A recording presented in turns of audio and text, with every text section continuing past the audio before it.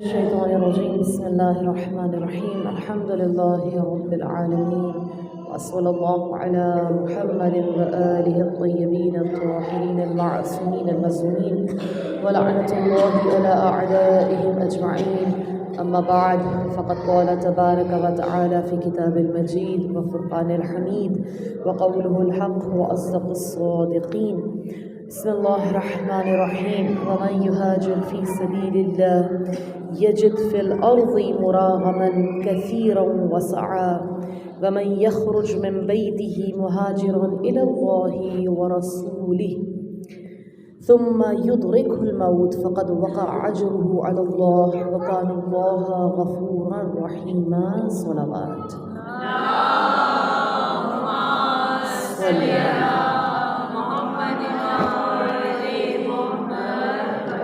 تمام تر حمد و ثنا اس ذات واحد کے لیے کہ جو رحمان ہے جو رحیم ہے، وہ قدرت متعال کہ جس نے اپنی مہربانی و نوازش سے شب یلدا کے سینے سے سبیدہ سحری کو نمود دی اور رات کے اندھیروں کو دن کے اجالوں میں بدلا، سنجھارہ کے کلیجے سے میٹھے اور کھاری پانی کے سوتے بہائے اور آگ کے دامن کو نچوڑ کر زمین پہ جل تھل بھر دیے، اور وہ خدا کے جس نے سورج اور چاند کو جگر جگر کرتے ہوئے چراغوں کا روپ دے کر دنیا کو روشن کیا، اور وہ ایسا یگانہ کارساز ہے کہ جس کی اس اپج اور صنعتگری کے مظاہرے میں نہ ہی ہمیں کوئی تھکن کے آثار دکھائی دیے اور نہ داماندگی کا کوئی نشان ملا، اور تمام درود اور سلام ہو انوار محمد و آل محمد کے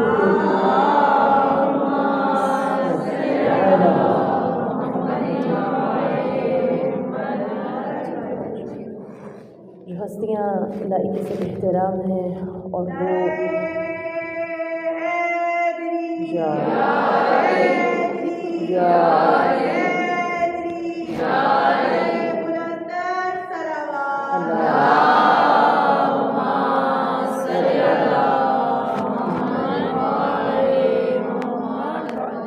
اور خدا کا اس ماہ میں ان ایام میں وہ ماہ جو شہر اللہ کہ جو مجھ سے اور آپ سے رخصت ہونے جا رہا ہے، اور انشاءاللہ کہ یہ رخصت نہ ہو مگر یہ کہ خدا ہمارا نام رجبیون میں شامل فرمائے، ایسے لوگ کہ جن کے بارے میں باقاعدہ محشر میں بروز محشر صدا لگائی جائے گی اور کہا جائے گا این رجبیون، رجبی کہاں ہے، جو اہل رجب ہیں، اس شہر اللہ کو، اس بہار کو جو الہی بہار ہے، اس ایک ایک لمحے کو خدا کے لیے ایسے بسر کرتے ہیں کہ جیسے خدا نے اس ماہ کو قرار دیا تھا، کہا تھا کون آنا چاہتا ہے میرے پاس، خدا نے کہا حبل بین و بین عبادی، یہ حبل ہے، یہ رسی ہے ماہ رجب، کس کے لیے؟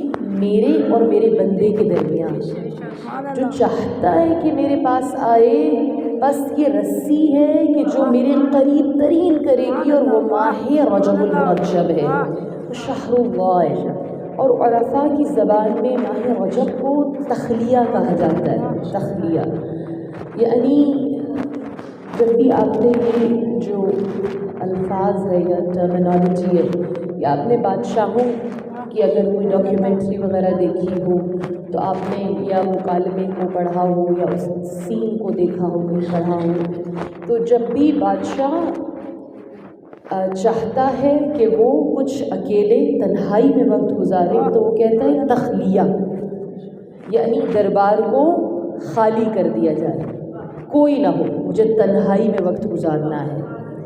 ماہ رجب المرجب کو عرفہ کہتے ہیں، یہ تخلیہ ہے، یعنی تخلیہ یعنی کہ اپنے دل کو خالی کر دیا جائے غیر خدا کی ہر یاد سے، ہر فکر سے خالی کر دیا جائے، یعنی خدا کہتا ہے ایک مکان ہے، اس میں اگر پہلے سے کوئی رہ رہا ہے تو کوئی اور وہاں پر آ کر رہائش اختیار نہیں کر سکتا۔ خدا کہتا ہے قلب المؤمن عرش الرحمن، روایت میں مؤمن کا دل عرش الہی ہے، مؤمن کا دل خدا کا گھر ہے، عرش الہی ہے۔ خدا کہتا ہے میں کیسے رہوں یہاں پر جب یہاں پہلے کوئی اور مکین ہے، یا کوئی اور رہ رہا ہے، پہلے اسے خالی کرو نا. ماہ رجب تخلیہ ہے، خالی کر دو غیر خدا کی یاد سے.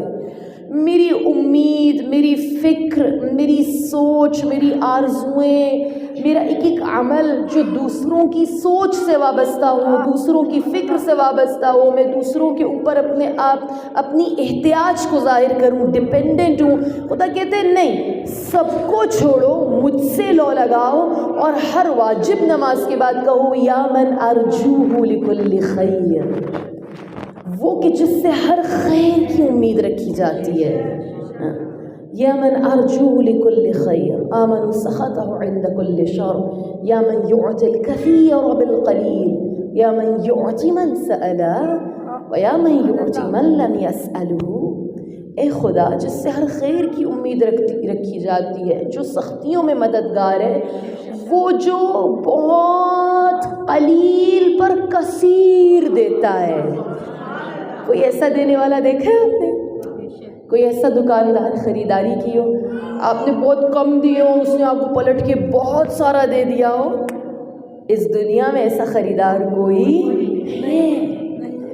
نہیں. خدا کہتا ہے امن یعطی الکثیر بالقلیل. آپ خدا کو ماہ رجب میں کہتے ہیں خدا تو وہ ہے جسے میں ایک ذرہ دوں تو وہ پلٹ کر آفتاب دے دیتا ہے، جو قلیل کے بدلے میں کثیر دیتا ہے. وہ اکبر، اللہ اکبر، نعرہ رسالت، نعرہ رسالت، یا رسول اللہ، نعرہ حیدری، یا حیدری، حسینیت زندہ باد، حسینیت زندہ باد، یزیدیت زندہ باد، اہل بیت دشمنان تلعنت، بدعت چورات تلعنت، آئین یزید تلعنت. نعرہ حیدری، حیدری، محمد والے محمد، بلند تر صلوات. صلی علی محمد.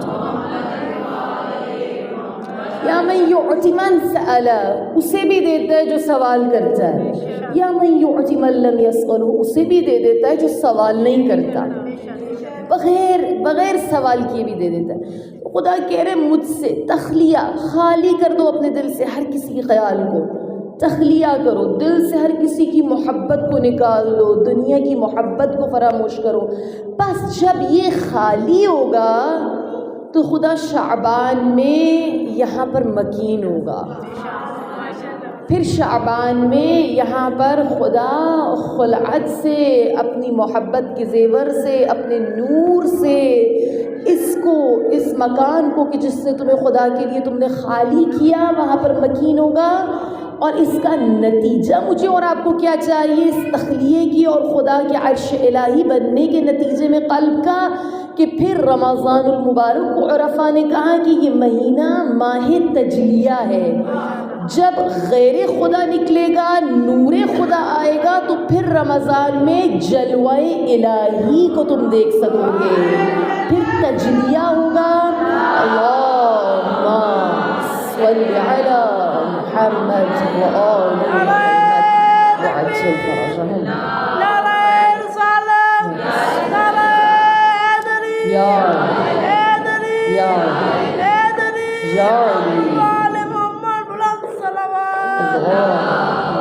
صلی علی محمد وآل محمد وعجل. تجلیہ، پھر خدا جلوہ گر ہوگا یہاں پر. پھر میں اور آپ درک کر سکیں گے ان شبہائے قادر کو، ان راتوں کو کہ جن میں خدا قسمت کو لکھ دیتا ہے، جس میں خدا مقدر کو لکھ دیتا ہے، تقدیر بناتا ہے. لیکن یہ کب ہوگا؟ یہ رجبیون کے لیے ہوگا. میرا اور آپ کا آغاز ہے روحانی و معنوی سفر کا جو ہو چکا ہے. یعنی جو آپ کا سولر کیلنڈر ہے کہاں سے شروع ہوتا ہے؟ جنوری سے شروع ہوتا ہے. جو لیونر ہے، قمری مہینے ہیں، وہ محرم سے شروع ہوتے ہیں. لیکن اگر آپ مفاتی کو کھولیں اور کھول کر دیکھیں تو اس میں جو مہینوں کے اعمال دیے ہیں اس کا آغاز رجب المرجب سے ہے. یعنی جو روحانی سفر کا آغاز ہے، معنویت کا آغاز ہے، وہ ماہ رجب المرجب سے ہو رہا ہے۔ اسی لیے معصوم نے فرمایا اذا رأیتم ربیع، جب بھی تم بہار کو دیکھو تم کیا دیکھتے ہو؟ جب بھی بہار کو دیکھتے ہو، بہار آتی ہے نا، اب آ رہی ہے نا خزاں، ایسا ایسا بہار آئے گی، تو معصوم فرماتے اذا رأیتم، جب تم دیکھو ربیع، بہار آ رہی ہے، تو تم کیا دیکھتے ہو؟ تم دیکھتے ہو کہ لکل شیء نشور، ہر چیز کو حیات مل رہی ہے۔ جب بہار آتی ہے ہر چیز کو زندگی مل رہی ہوتی ہے، درختوں پر نئے پتے آتے ہیں، پھول آتے ہیں، سبزہ دیکھتے ہو، ہر جگہ زندگی کے آثار آنے لگتے ہیں۔ تو فرمایا کہ جب بھی تم اپنی اس بہار کو دیکھو جو معنوی یا روحانی بہار ہے، تو فوراً سے ہجرت کرو۔ رجب المرجب کو جہاں شہر اللہ کہا گیا ہے، یہ بہار ہے، بہار کا مہینہ ہے مومن کے لیے روحانی و معنوی لحاظ سے۔ اس مہینے میں پروردگار عالم کہتا ہے حل من تائب، کیا کوئی تائب ہے، کیا کوئی توبہ کرنے والا ہے؟ یتوب الی اللہ، آؤ خدا کی جانب آؤ، توبہ کرو۔ کوئی پلٹنے والا ہے؟ بہترین طور پر اگر کسی نے پلٹنا ہے، خدا کہتے ہیں میری طرف پلٹو، آؤ ادھر آؤ۔ حل من مستغفر، کیا کوئی استغفار کرنے والا ہے، کیا کوئی معافی مانگنے والا ہے؟ خدا کہتا ہے کہ اگر کوئی ہے یستغفر الی اللہ، خدا کی جانب پلٹو، خدا کی جانب استغفار کرو، اس سے معافی مانگو۔ اگر کسی سے معافی مانگنی ہے تو ایسا کر لو گے تو کیا ہوگا؟ یہ عمل میں اور آپ کر لیں، رجب میں تخلیہ کر لیں، تو تائب ہو جائیں، پلٹ جائیں، خدا کی ذکر سے آباد کر دیں، بہار کو پالے معنوی، کیا ہوگا؟ خدا کہتا ہے انا ذاکر من ذکرنی، اتنی خوبصورت جملے ہیں۔ خدا کہتا ہے میں ذاکر ہو جاؤں گا اس کا جو میرا ذکر کرتا ہے۔ خدا کہتے ہیں نا تم میرا ذکر کرو میں تمہارا ذکر کروں گا۔ ہاں میں اور آپ یہاں بیٹھ کر ذکر کریں گے خدا کا زمین پر، اور خدا ہمارا کہاں ذکر کرے گا؟ عرش پر۔ میں ذکر کر رہی ہوں، میں عاصی ہوں، میں گناہگار ہوں، میں عاجز ہوں، میں نامکمل ہوں۔ میں جن میں ذکر کر رہی ہوں وہ بھی عاجز ہیں، عاجز مطلق ہیں، سب عاصی ہیں، گناہگار ہیں، لیکن خدا ذکر جن میں کرے گا وہ ساکنان عرش ہے، وہ فرشتگان الہی ہیں، عاصی نہیں ہے، وہ ان کے قریب سے بھی گناہ کا گزر نہیں ہے، وہ نورانی ہے۔ اور جو ذاکر ہے اس کا کیا کہنا، وہ خود پروردگار عالم ہے۔ اور پھر انا جلیس من جلسنی، خدا کہتے ہیں کہ تم میری مجلس کرو، میرا ذکر کرو، میں تمہاری مجلس کروں گا، میں تمہارے لیے محفل کروں گا۔ اور بہت خوبصورت جملہ آگے کا اور بہت عقل کو حیران کر دینے والا، خدا کہتا ہے انا مطیع من اطاعنی، میں اس کا فرما بردار ہو جاتا ہوں جو میرا فرما بردار ہو جاتا ہے۔ ہم چاہتے ہیں نا کہ بس جو ہم چاہ رہے وہ ہو، جو میں دعا مانگوں قبول ہو جائے، جو میں چاہوں میری زندگی میں وہ ہو جائے، لیکن اس سے پہلے ایک سٹیپ ہے۔ خدا کہتے ہیں انا مطیع من اطاعنی، میں تمہارا ہو جاؤں گا مگر یہ کہ تم میرے ہو جاؤ۔ جب تک میں اور آپ اپنی رضا کو، اپنی خوشنودی کو خدا کے لیے نہیں کر دیں گے، اپنی ایک ایک چیز کو اگر خدا کے لیے وقف نہیں کریں گے، خدا نے کہا کر کے دیکھو، جب تم اپنی چاہت کو میری چاہت میں ملاؤ گے تو پھر وہ ہوگا جو تمہاری چاہت ہوگی۔ تو یہ مطیع اور اطاعت یا رسول اللہ،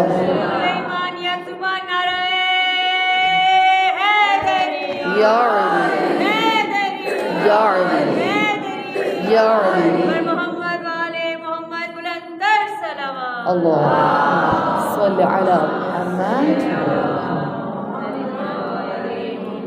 اچھا یہ پلٹنا، تائب ہونا، مطیع ہونا، خدا کی جانب آنا شہر اللہ ہے، اور آپ ایک ایک قدم کو، ایک ایک سانس کو جب آگے بڑھا رہے ہیں تو یہ کیا کر رہے ہیں؟ جیسے معصوم نے فرمایا ربیع ہے، بہار ہے، تو جب بھی تم باہر کو دیکھ رہے ہو حیات مل رہی ہے.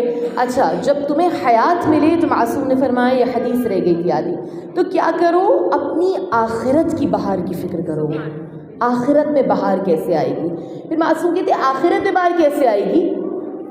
جب بھی بہار کو دیکھو حیات مل رہی ہے, تمہیں حیات ملے معنوی, تم اپنی آخرت کی بہار کی فکر کرو.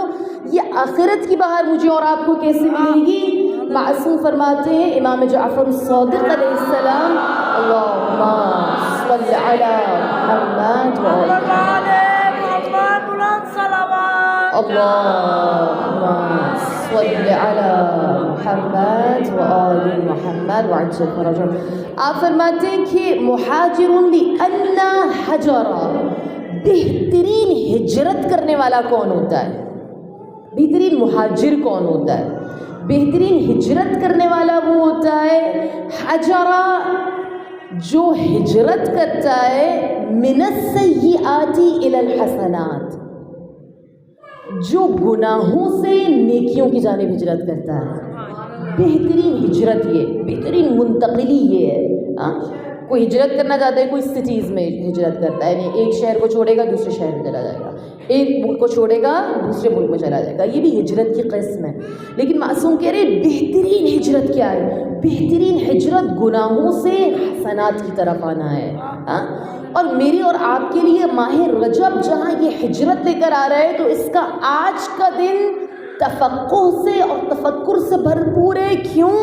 مجھے اور آپ کو آسانی مل جاتی ہے جب ہم ہجرت سید الشہداء کو دیکھتے ہیں, جب ہم سفر سید الشہداء کو دیکھتے ہیں. آپ بھی ہجرت کر رہے ہیں, وہ ہجرت من المدینہ الی الکربلا نہیں ہے فقط.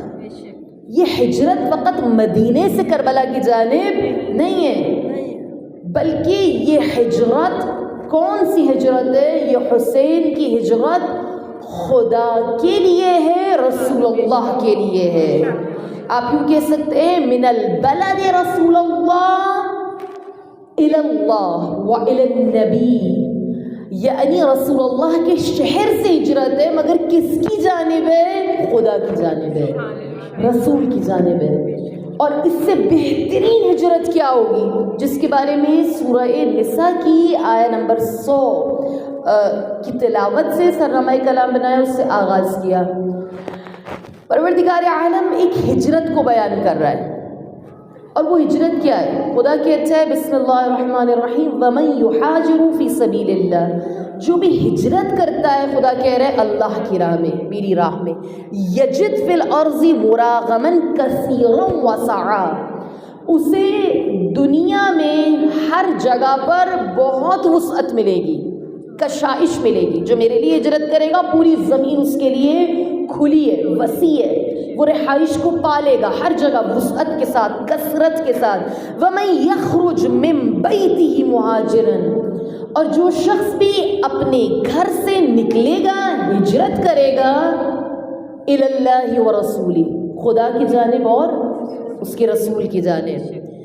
خدا کہتا ہے ثُمَّ يُدْرِكْهُ الْمَوْتُ, اور اس سفر کے دوران اگر وہ موت کو درک کر لے, کوئی شخص گھر کو چھوڑے, اپنے گھر کو خدا کے لیے اور اس کے رسول کے لیے ہجرت کرے, اور اس راستے میں خدا کہتا ہے کہ اگر اسے موت آ جائے, وہ موت کو درک کر لے, پھر کیا ہوگا؟ فقد وقع اجرہ علی اللہ, اس کا اجر خدا کے ذمے ہوگا. بس کوئی قیمت اس کی اس ہجرت کی ادا نہیں کر سکتا مگر یہ کہ خود پروردگار عالم. وَكَانَ اللَّهُ غَفُورًا رَحِيمًا, اور بے شک خدا بخشنے والا مہربان ہے. اس ہجرت کی قیمت یا اجر کا تعین کوئی نہیں کر سکتا جو اپنے گھر سے خدا اور اس کے رسول کے لیے ہجرت کرتا ہے مگر یہ کہ پروردگار عالم. پلٹیے اور آئیے دیکھیے 28 رجب المرجب, جب حسین ہجرت کرتے ہیں, اور آپ یہی لفظ استعمال کرتے ہیں کہ جب آپ اس شہر سے اپنے گھر سے نکل رہے ہیں, اپنے گھر کو چھوڑ رہے ہیں, تو کیوں چھوڑ رہے ہیں؟ برحمت مولا حسین بادشاہ بلند تر صلوات. اللہم صل علی محمد.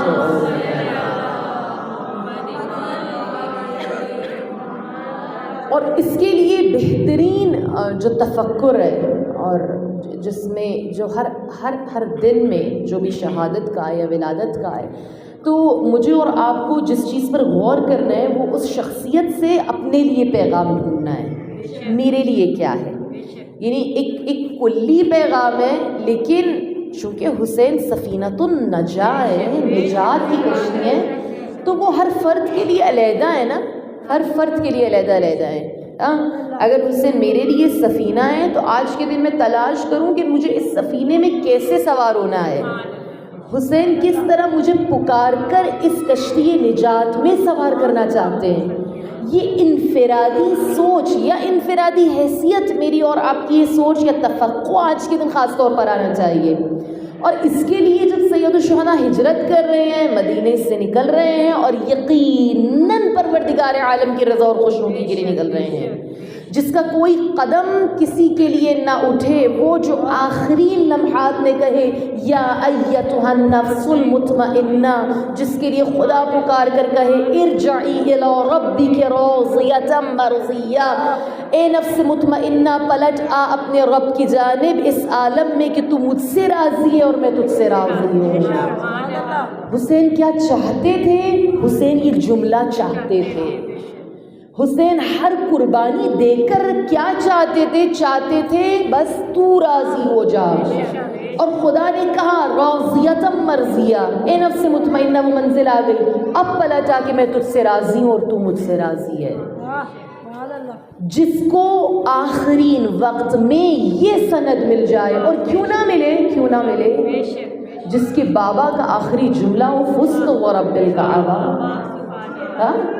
وہ علی کے جس کو قنوت میں سب و شتم کیا جائے، لوگ شام میں سن لیں کہ علی کو مسجد میں سجدے میں قتل کیا ہے، تو کہ علی کا مسجد میں کیا کام تھا، علی محراب میں کیا کر رہے تھے، جس کے لیے اتنا منفی پروپیگنڈا، وہ کہے فزت ورب اے خدا رب کعبہ کی قسم آج علی کامیاب ہو گیا۔ یہ کامیابی کیا کامیابی تھی، یہ کامیابی اس سے بڑی کامیابی کیا ہو کہ شہادت ہو، سجدے کا حالت ہو، خدا کا گھر ہو، علی سربہ سجود ہو جو امام المتقین امیر المؤمنین ہے، اور بہترین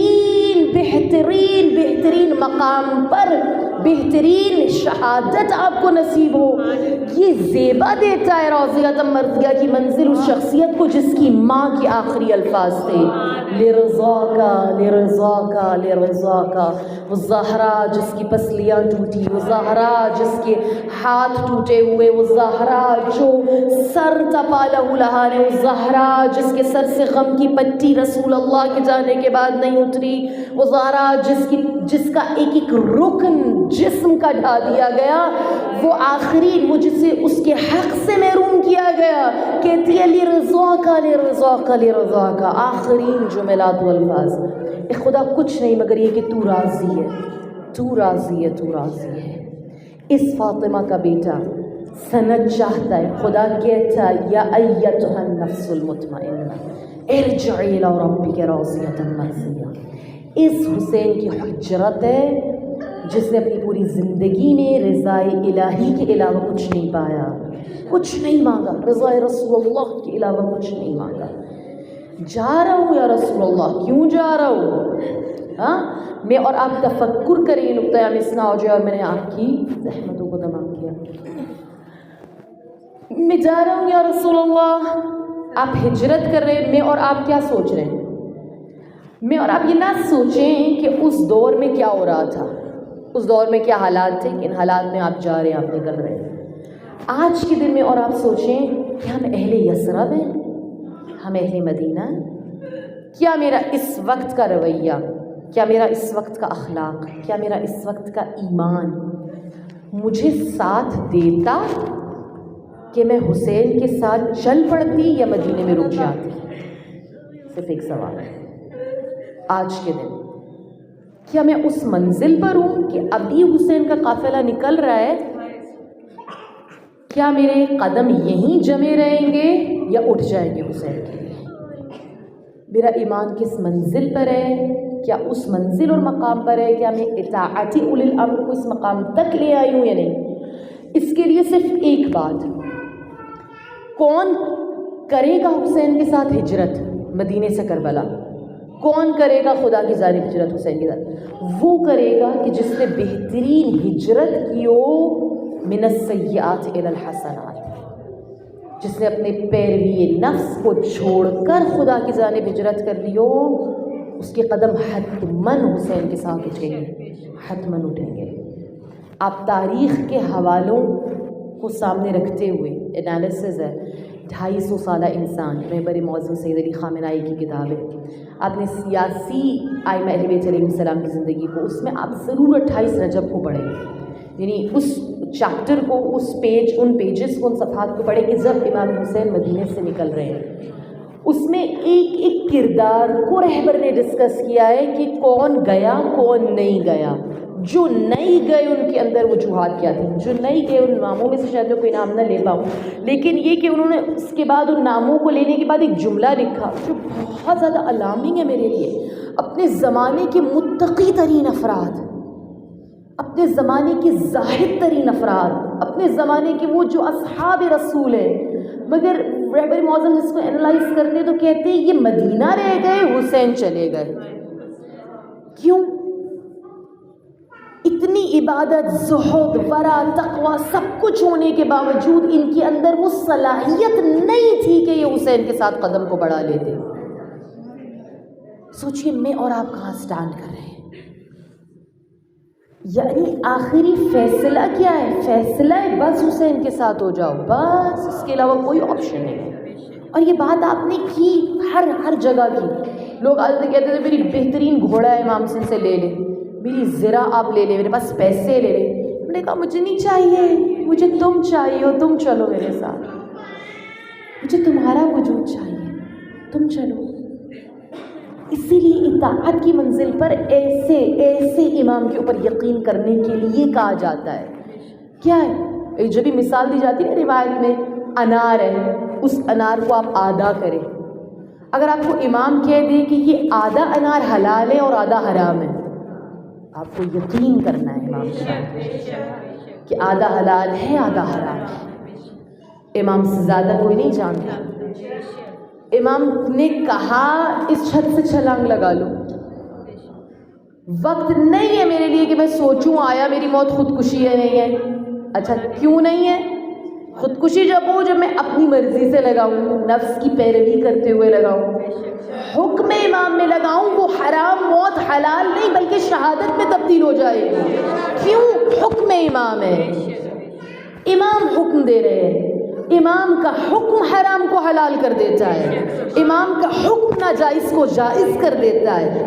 اس لیول پر جب اطاعت آتی ہے تو پھر نصرت امام کیے جانے کے چانسز بڑھ جاتے ہیں یا ہوتے ہیں۔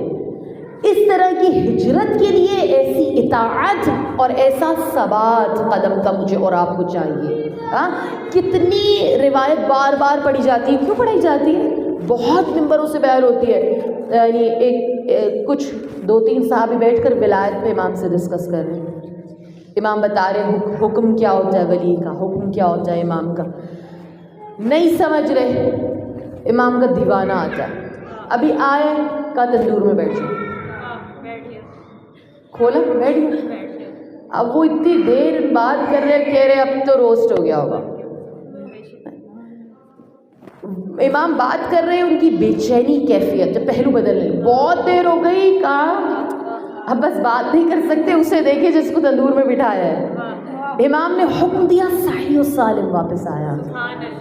ہم نہیں کہتے کہ علی کی چاہت، علی کی ولا انسان کو سلیمان سے سلمان یعنی فخر سلیمان بنا دیتی ہے، جو بے زر کو ابو ذر بنا دیتی ہے، جو ہر نبی کا فخر بنا دیتی ہے۔ یعنی ابراہیم آگ میں جا رہے ہیں، یا نار کونی بردا و سلاما علی ابراہیم، وہ جو سلامتی بن گئی، وہ جو ٹھنڈک بن گئی، وہ جو بالکل کوئی نار جلتی ہوئی آگ کوئی نقصان نہیں پہنچا سکی۔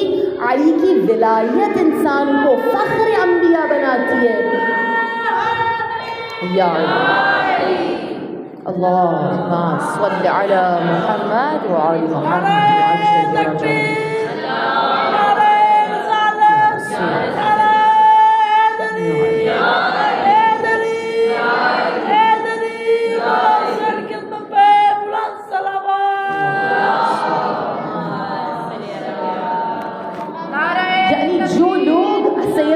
شہداء کے ساتھ ہوئے.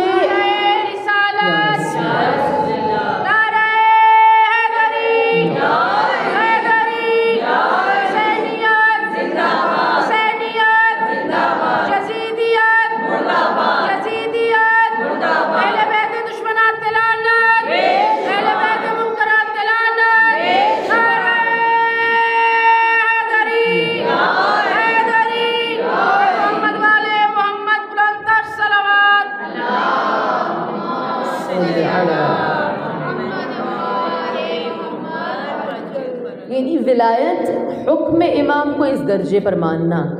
جو موجود ہیں کربلا میں ان کے لیے عذر بہت ہے, ان کے لیے بھی عذر بہت ہے. حبیب کے لیے عذر بہت ہے کہ ان کی کمر جھکی ہوئی ہے اور ان کی جو یہ پپوٹے ہیں جو آنکھوں کے یہ گرے ہوئے ہیں. آپ تنکے لگا کر اپنی بھووں کو کھڑا کرتے ہیں. آپ اپنی کمر پٹکے سے کمر کو کس کے باندھ کے کھڑے ہوتے ہیں اور ہاتھ میں نیزہ اور تلوار لیتے ہیں.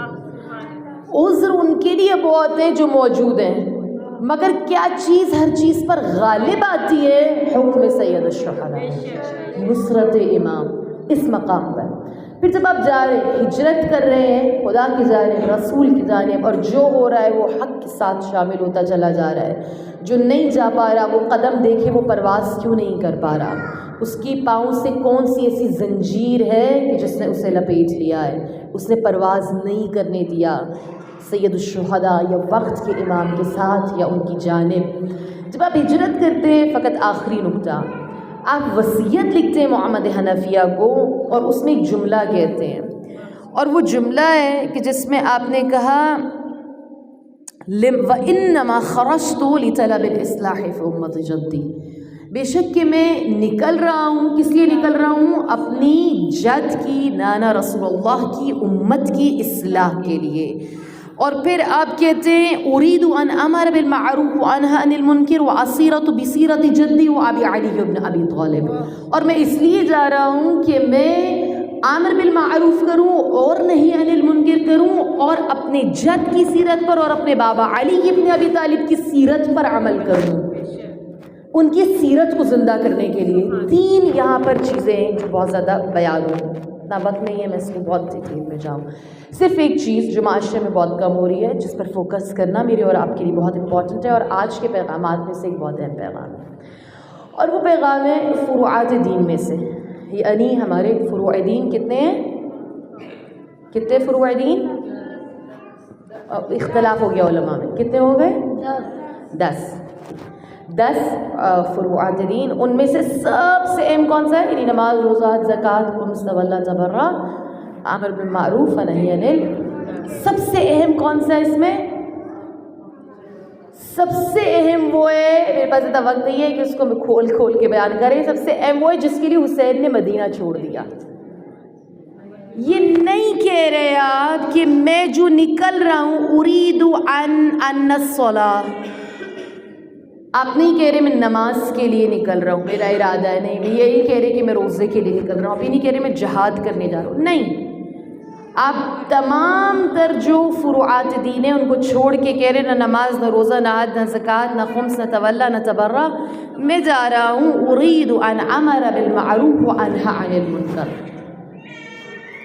میرا اخراج ہے, میرا نکلنا ہے امر بالمعروف, لوگوں کو نیکیوں کی جانب بلانا اور برائیوں سے روکنا. یعنی سب سے اہم حدیث میں بھی آیا بالکل ایسے کہ جیسے سمندر ہے نا, سمندر فروع دین, ایک کوزہ آپ نکال لیں, وہ کوزہ ہے نماز, روزہ, حج, زکوٰۃ, خمس, تولہ, تبرع. جو باقی پیچھے بچ گیا پورا سمندر, وہ ہے امر بالمعروف اور نہی عن المنکر. اگر یہ نہیں ہوگا نا تو نہ نماز بچے گی, نہ روزہ, نہ حج, نہ زکوٰۃ, نہ خمس, نہ جہاد, نہ تولہ, نہ تبرع, کچھ بھی نہیں. کیوں؟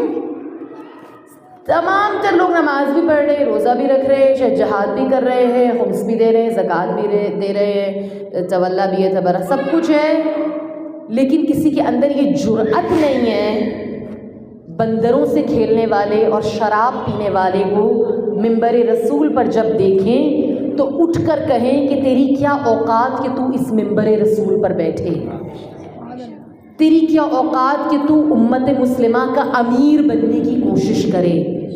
حسین نے کہا نماز بھی بیکار ہے، اسی روزہ بھی بیکار، خمس بھی، جہاد بھی، زکوٰۃ بھی، سب دیتے رہو، لیکن جب تک کلمہ حق بلند نہیں کرو گے، جب تک برائی سے نہیں روکو گے، جب تک اچھائی کی جانب لے کر نہیں جاؤ گے، اور سب سے بہترین نیکی جس کی جانب لایا جا سکتا ہے، سب سے بہترین معروف کے جس کا حکم دیا جا سکتا ہے، وہ ولایت محمد و آل محمد ہے، وہ محبت محمد و آل محمد ہے، وہ حق ولایت ہے جس کی جانب سید الشہداء کہہ رہے سب کچھ ہوتا رہے، لیکن اگر اہل بیت کے حق پر کوئی غاصب ہو کر منبر رسول پر آ جائے، سارے اعمال کرتے رہو، نہ نماز فائدہ دے گی، نہ روزہ فائدہ دے گا، نہ حج فائدہ دے گا.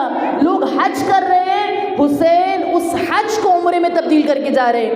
آپ مجھے بتائیں کیا سن 60 ہجری میں جن لوگوں نے حج ادا کیا سید الشہداء کے نہ ہوتے ہوئے، کیا ان کا حج قبول ہو گیا؟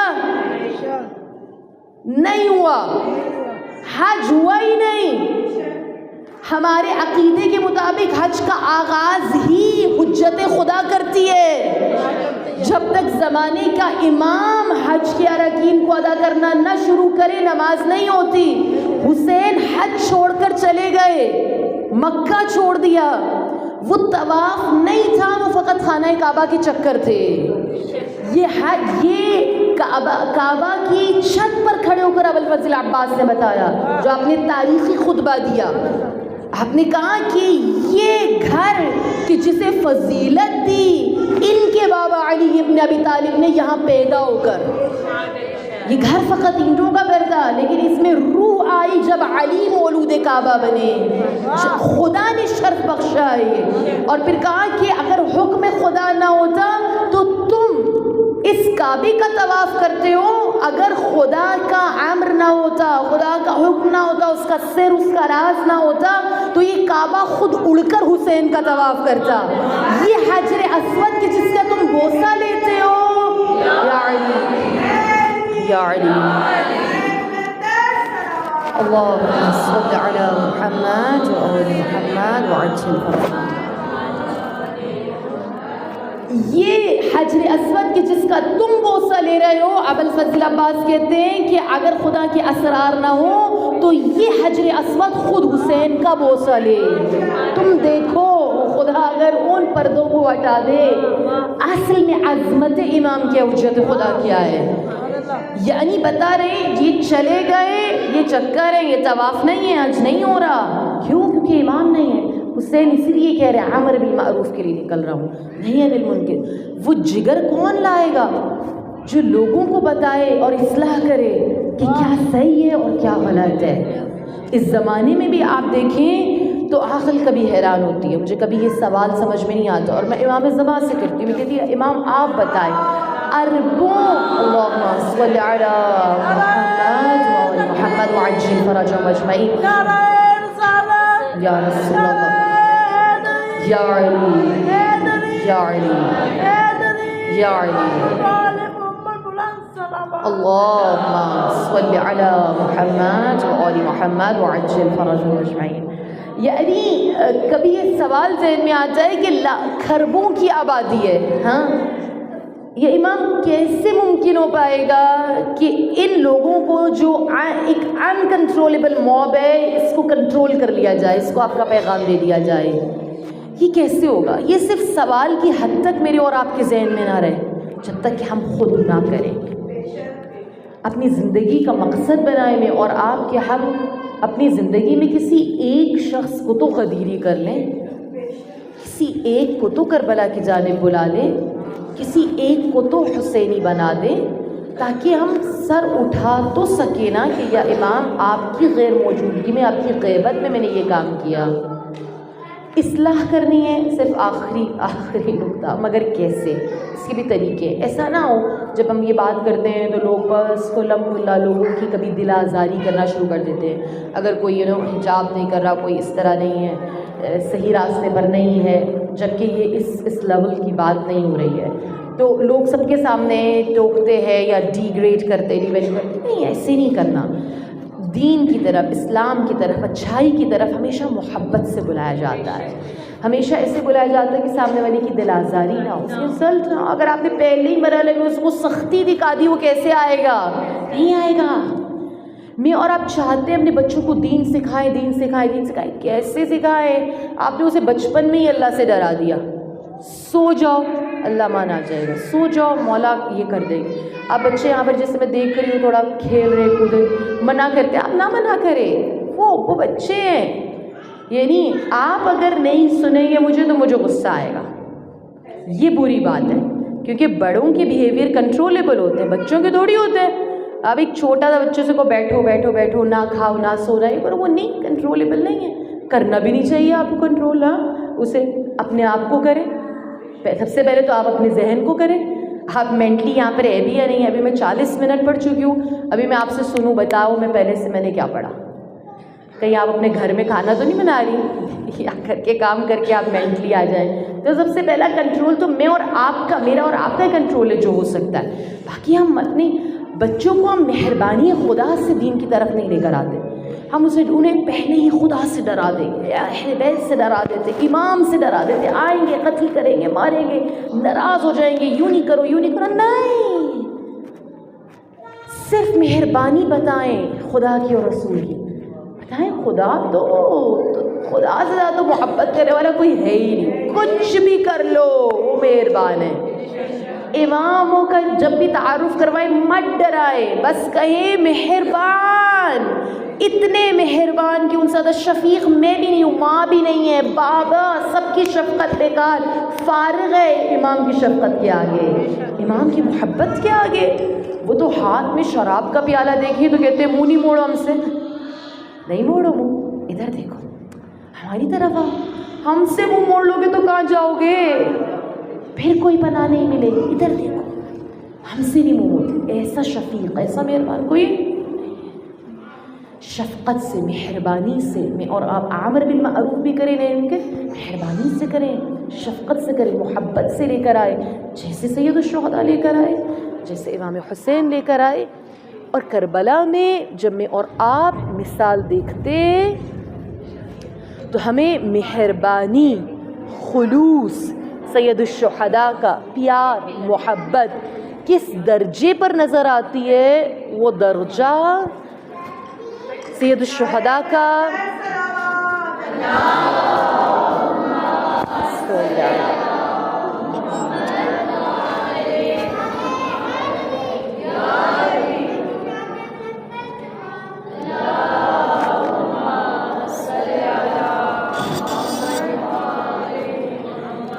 وہ درجہ میرے اور آپ کے لیے مہربانی سید الشہداء کا، مہربانی امام حسین کا شب عاشور نظر آتا ہے۔ اور وہ مقام کیا ہے شب عاشور کہ جب امام چراغ کو بجھائے اور بجھا کر کہے کوئی شرمسار نہ ہو، چراغ کیوں بجھوایا؟ کتنی مرتبہ ویسے بھی کہہ دیا نا چلے جاؤ جانا چاہتے ہو، چراغ کو بجھایا تاکہ کسی کو شرم نہ آئے، کسی کی عزت نفس یہ نہ ہو مجھے چھوڑ دیا، ساتھی ہیں وہ کہیں کیسا تھا چھوڑ کے چلا گیا، ہم نے کہا اندھیرا ہے کوئی نہیں دیکھ رہا، چلے جاؤ، جو جانا چاہتا ہے چلا جائے، اس کی جنت بھی میں لیتا ہوں اس کی ذمہ داری۔ لیکن کیسے چاہنے والے جب چراغوں کو جلایا تو ننگی تلواریں اپنے گردنوں پر لے کر ابھی حکم دے کہ آپ کو نہیں چھوڑ، کون چھوڑ سکتا ہے کہ مہربانی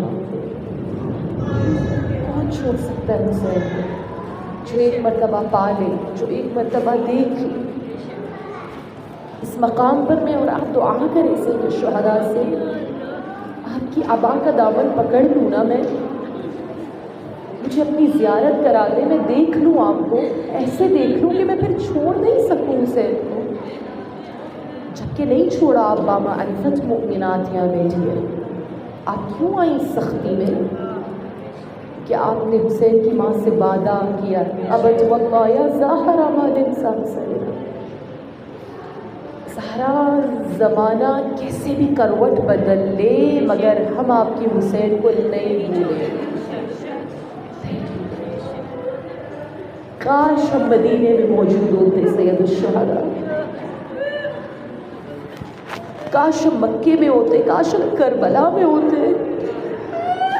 ہر زیارت میں ہم کہتے فَيَا لَيْتَنِي كُنتُ مَعَكُمْ فَأَفُوزَ مَعَكُمْ. حسین حتماً آپ کی حفاظت کرتے. کیسے آپ کا چاہنے والا جس نے آپ کو نہیں دیکھا مگر آپ کا نام آتا ہے اس کی آنکھوں میں اشک آ جاتے ہیں. کیسے کوئی دیکھ لیتا، کیسے وہ دیکھ پاتا کہ آپ اپنے جوان اکبر کے کلیجے سے سینہ کو نکالے. کیسے وہ دیکھ لیتا کہ آپ قاسم کے ٹکڑوں کو اپنی اماں کے دامن میں چن رہے ہوتے. کاش کے مدینے میں ہوتے، کاش کے کربلا میں ہوتے. حسین اپنی اولاد کو، اپنی جان کو آپ پر فدا کر دیتے. اے سیدہ کے لال، میں نے اور آپ نے کل کی رات مجھے نہیں معلوم کیسے گزاری، استراحت بھی گزاری نا. ایک شب ایک ایسا وقت ہو سکتا ہے عبادت میں گزاری ہو، ایک پیر ایسا ہو سکتا ہے دعا میں، مگر حسین نے کل اور کئی راتیں رجب کی اس قدر بے چینی کے عالم میں گزاری. کیوں گزاری؟ کیونکہ حسین نے اب نانا کا مدینہ چھوڑنا ہے. اب حسین سے ماں فاطمہ کی لہر چھوٹ رہی ہے. آپ تمام خواتین بیٹھی ہے نا، خواتین کو تجربہ زیادہ ہوتا ہے. جب بھی آپ کی رخصتی ہو، آپ کو ماں باپ کا گھر چھوڑنا پڑے، کیسا لگتا ہے؟ وہ محلہ چھوڑنا جس میں بچپن گزارا ہو، وہ گھر چھوڑنا کتنا مشکل ہے. اور اگر ماں باپ کی قبور اس شہر میں ہو تو انسان کا کلیجہ باہر آ جائے، دل کسی طرح چین نہ پائے. حسین نے مدینے کو چھوڑنا ہے. کس مدینے کو؟ جس کے لیے میرا دل کہتا ہے جب رات کی تاریکی میں ان گلیوں سے گزرے ہوگے تو وہ وقت ضرور یاد آیا ہوگا جب ماں نے عید کے دن نئے کپڑے پہنا کر اپنے بابا کی سپردگی میں دیا تھا. رسول اللہ کے کاندھوں پر سوار ہو کر کھیلتے تھے، رسول اللہ کی انگلی پکڑ کر جاتے تھے. کیسے آخری بار مسجد نبوی میں گئے، وہ سجدہ ضرور یاد آیا ہوگا جب رسول اللہ نے 70 مرتبہ ذکر کو پڑھا. کیسے حسین اس رسول اللہ نانا کی قبر سے جدا ہو. بس روایت کہتی ہے حسین تڑپنے لگے نانا کی قبر پر، حتیٰ کہ قبر رسول اللہ لرزنے لگی. اور نانا کی قبر سے رخصت ہونے کے بعد اپنی ماں کی قبر پر آئے. وہ قبر جو بے نشان ہے، وہ فقط حسین جانتے تھے کہ کہاں ہے. وہ مظلومیت سیدہ. بس جب آئے تو کیسے آئے؟ جیسے کوئی بچہ گھٹنیوں کے بل چل کر ماں کی گود میں لپکتا ہے، بیٹھ جاتا ہے. حسین اس طرح قبر زہرا پہ آئے. کہا ہوگا اماں لہو میں اپنا چمن دیکھنے چلو، زینب کے بازوؤں میں رسن دیکھنے چلو. اماں حسین جاتا ہے اب مدینہ چھوڑ کر، نہیں معلوم کب آنا ہو، مگر جس ماں نے چکیاں پیس پیس کر پالا ہو، یقیناً قبر سیدہ سے آواز آئی ہوگی حسین تو کیا چاہتا ہے؟ کیا تم مدینہ چھوڑے گا تو زہرا قبر میں رہے گی؟ نہیں حسین، زہرا بھی قبر کو چھوڑے گی. تو مکہ جائے گا، زہرا بھی ہمراہ ہوگی. اے حسین تو کربلا جائے گا، زہرا بھی وہیں پر مقیم ہوگی. تیرے دریا سے ہٹ